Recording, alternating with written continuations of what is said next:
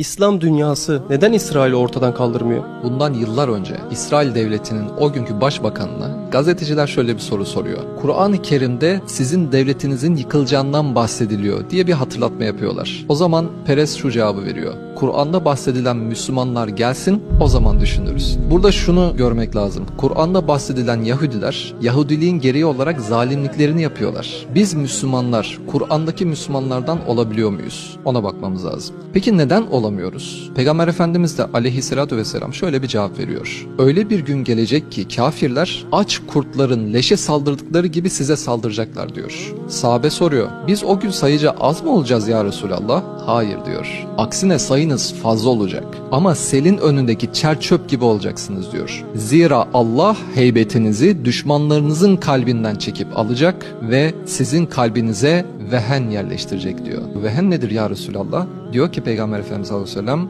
dünyayı sevip ölümü kerih yani çirkin görmektir diyor. Biz şu anda dünyayı çok seviyoruz. Maalesef rahatımıza çok düşkünüz, o rahatlığımızdan vazgeçemiyoruz. Kalkıp masanın başına oturup 2 sayfa Kur'an okumaktan aciziz. Günde 5 vakit namaz kılmak bize gerçekten çok zor geliyor. Elimizi açıp Filistin'deki kardeşlerimize dua etmek bize çok zor geliyor şu anda. Biz o vehen kuyusuna düşmüşüz ve ondan çıkamıyoruz kardeşim. Rabbim bizi Kur'an'da bahsedilen Müslümanlardan eylesin.